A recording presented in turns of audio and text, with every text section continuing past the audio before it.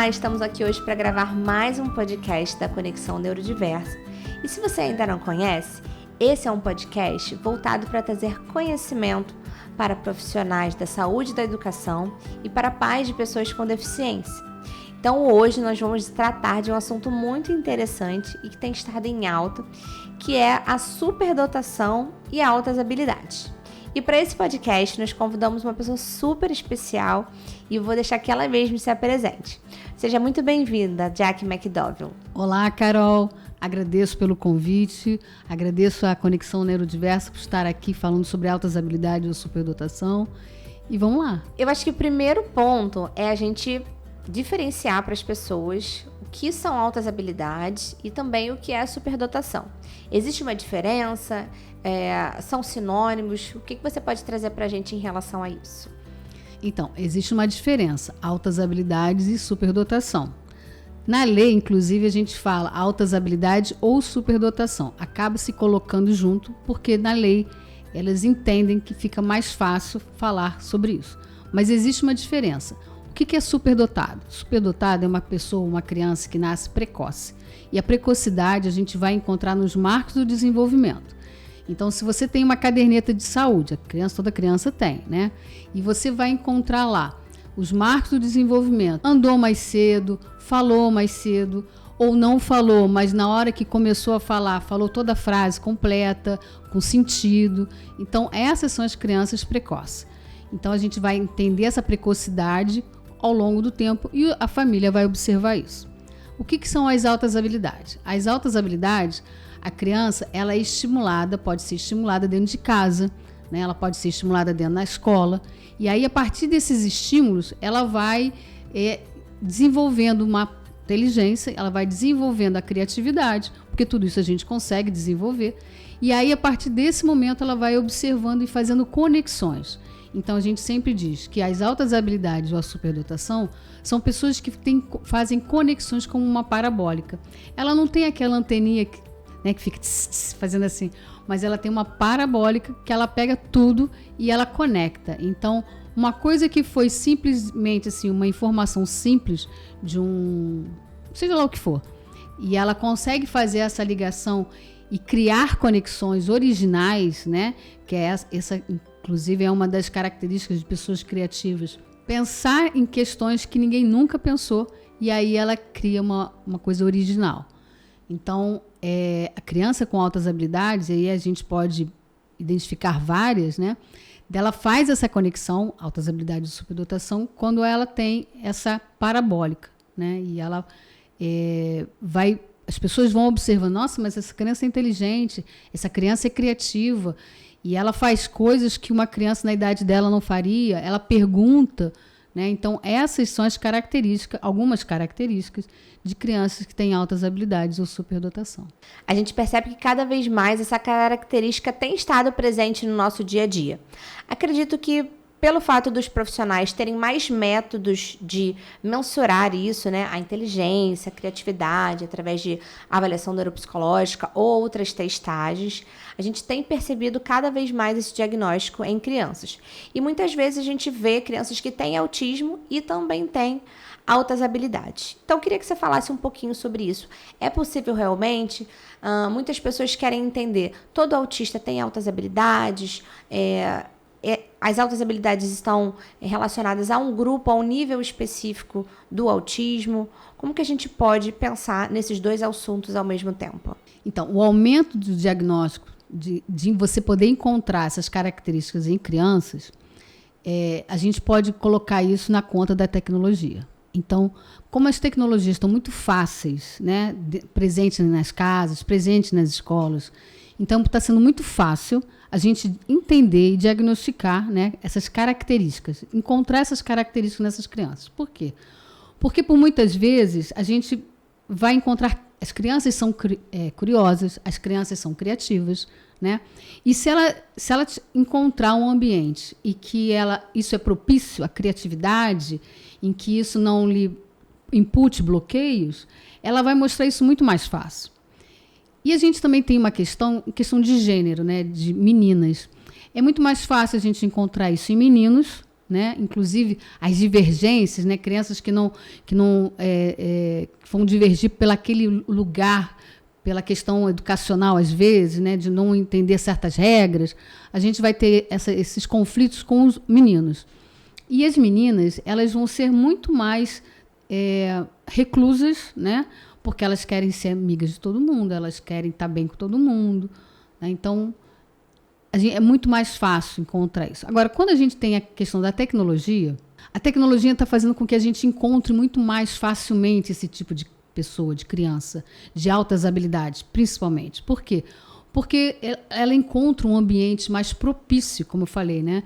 De poder desenvolver uma criatividade, poder desenvolver a originalidade, de poder falar, e não lugares, não ambientes que são assim de bloqueios, né? Quando a gente, por exemplo, tem uma sala de aula que é tradicional, onde só o professor fala, o aluno não pode expressar e colocar as suas ideias. Então, dificilmente você vai conseguir identificar essas crianças.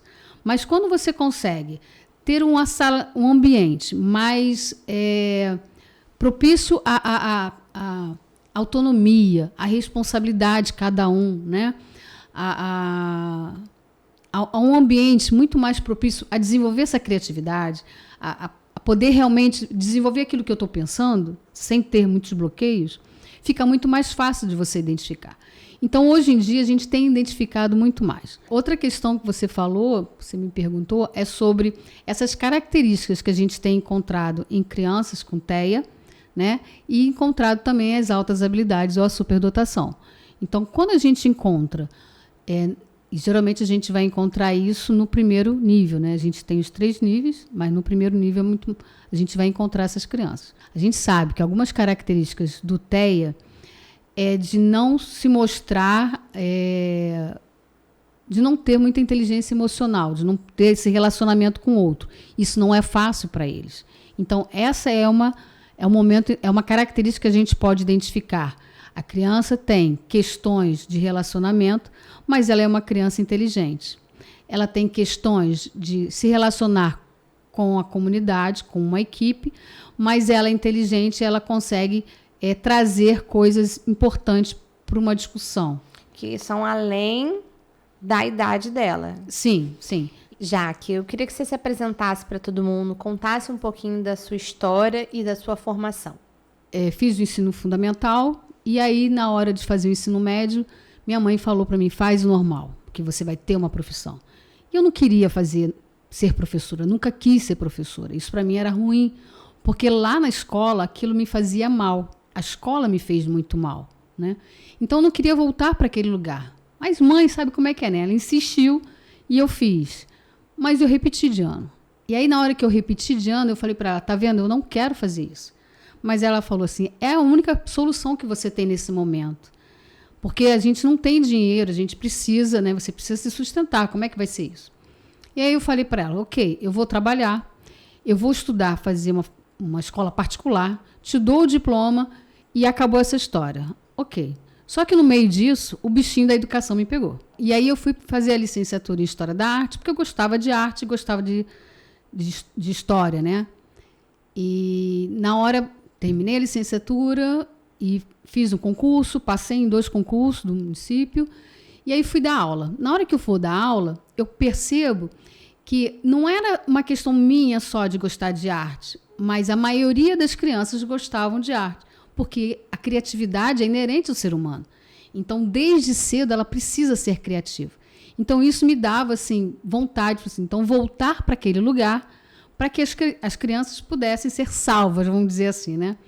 E aí eu fiz especialização em História da Arte, fui tentar um mestrado, não consegui o mestrado. Foi quando eu conversei com uma psicóloga, falei para ela sobre o meu desejo de observar mais, né, de trabalhar, fazer uma pesquisa em que a gente pudesse observar por que essas crianças gostam mais de arte.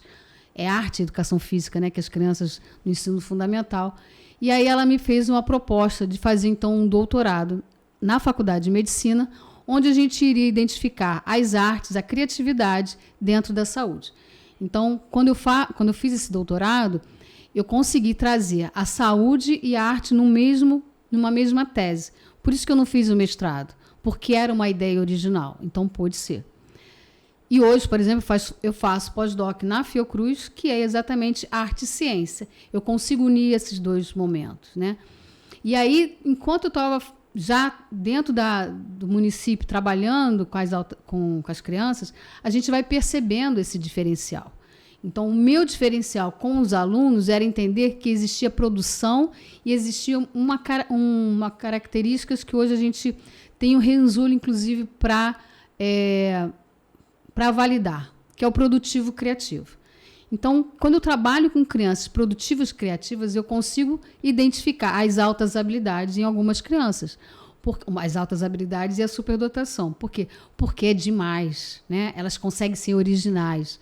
E quando ela tem essa originalidade, eu comecei a pensar e a identificar isso. E aí, sim, eu fui para a educação especial, fui trabalhar na educação especial e fui estudar sobre as altas habilidades de superdotação. Então, eu trabalho nisso há mais de 14 anos e acabei também fazendo uma especialização, né, a partir dessa experiência que eu tinha com crianças dentro do município, dentro de escolas particulares, onde eu identificava as crianças com altas habilidades de superdotação.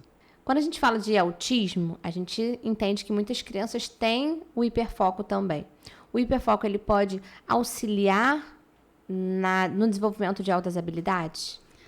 O hiperfoco pode identificar a criança com altas habilidades de superdotação. Porque quando a criança tem o foco e quando ela consegue desenvolver isso, né, e você percebe que ela também faz conexões com outras questões, e por mais que ela tenha esse hiperfoco, ela vai desenvolvendo um raciocínio maior, né?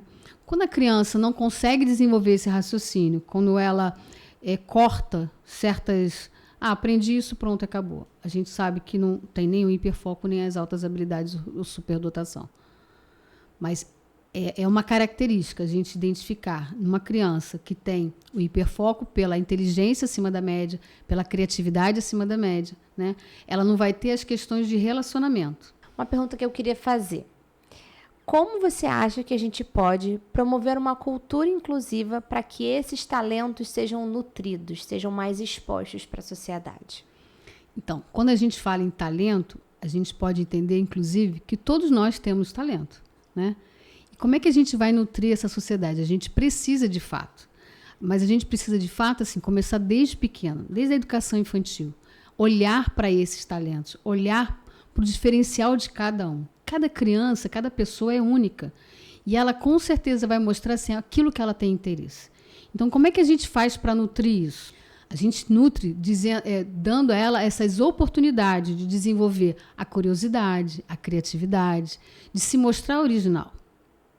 Quando a gente bloqueia as pessoas, quando a gente tolhe ela de fazer certas coisas, eu não estou falando em educação. Educação é uma coisa, né? Escolarização é outra.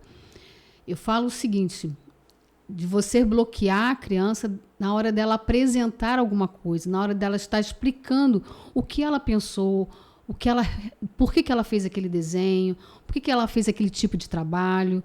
Então, quando ela está mostrando para você e você bloqueia ela, você vai bloqueando. E quando você faz esses bloqueios ao longo do tempo, ela vai se fechando. E isso é para qualquer ser humano.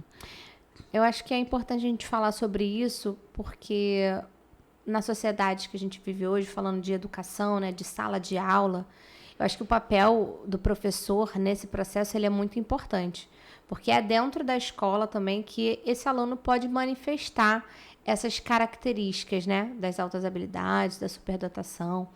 E se ela tiver a oportunidade, se aquele ambiente for um ambiente que vai ajudar a desenvolver essas habilidades, a gente tem aí uma criança que não está sendo ali, né, reprimida, ela não está sendo impedida de desenvolver essas habilidades. Exatamente. Quando você pode desenvolver essas habilidades dentro da sala de aula, e é importante que o professor tenha esse olhar, né?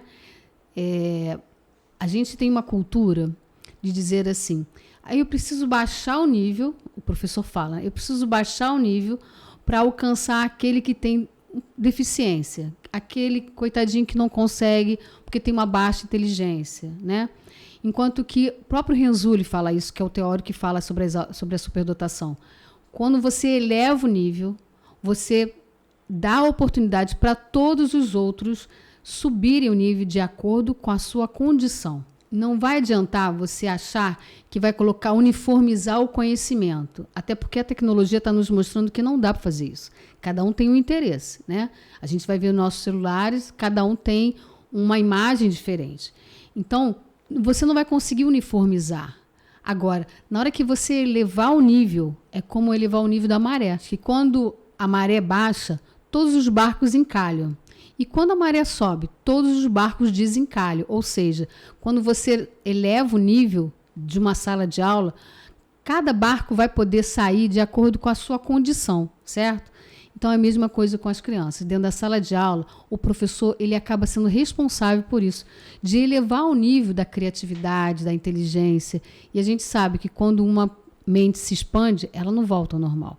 Então, quando a gente permite, dentro de uma sala de aula, expandir a criatividade, expandir a observação, a originalidade, a gente está dando oportunidade para essa criança crescer também na sua vida. E lembrando que as crianças que tiverem, de repente, uma necessidade de adaptação, elas não necessariamente vão precisar ficar de fora desse conteúdo. Ela vai precisar das adaptações necessárias para conseguir seguir o ritmo da turma. Então, a gente não pode pensar que a gente tem que reduzir, né, o nível de estimulação, de criatividade nas crianças. A gente tem que dar os recursos necessários para que cada um, de acordo com a sua necessidade, consiga estar incluído dentro daquele ambiente. Perfeito, exatamente isso. Porque quando você dá essas oportunidades de crescimento, você está dando oportunidade para todas elas. E aí, como eu falei, de acordo com cada condição, cada um tem a sua condição de elevar esse nível. E aí você consegue colocar adaptações àqueles que precisam. Ok, você sabe que, por exemplo, o PEI vai te mostrar isso, aqui dali precisa de um pouco mais. É um ou outro que vai precisar, mas na sua maioria eles vão conseguir ter autonomia, responsabilidade e segurança para poder elevar o próprio nível. E para você, qual é a importância da gente identificar essas altas habilidades em crianças com autismo, por exemplo? O que isso pode favorecer? É importante quando a gente identifica uma criança autista com altas habilidades, porque você dá a ela essa oportunidade de mostrar os seus talentos, né? Quando você não faz, você acaba bloqueando toda a criatividade dela, né? E aí ela não consegue ir a mais do que isso. Porque quando você bloqueia, o autista ele realmente acaba sendo bloqueado. Ele para e não vai.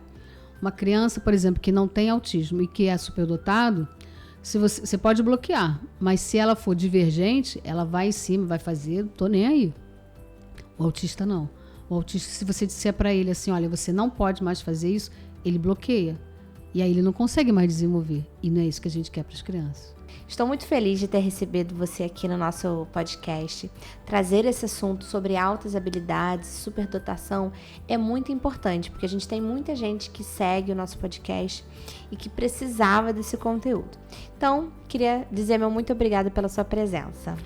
Eu que agradeço a oportunidade de poder estar aqui no podcast, falar com você, conhecer todo o potencial do seu trabalho, do seu empreendimento e poder dizer assim, o que você precisar, estamos aqui para você que pode contar. E agradeço também a você que participa, que você conhece esse podcast. Agradeço essa oportunidade também de poder trazer para vocês esse assunto tão importante nesse momento. Queria agradecer também a presença e a participação de todos vocês aqui que acompanham os nossos conteúdos. Quero te pedir para, se você gostou, mandar esse podcast para um colega que precisa ouvir e dizer para você continuar curtindo, comentando e seguindo os nossos conteúdos na rede social. Vocês são o principal combustível para nós continuarmos nesse processo de realizar um impulso na inclusão. Muito obrigada e até o nosso próximo podcast.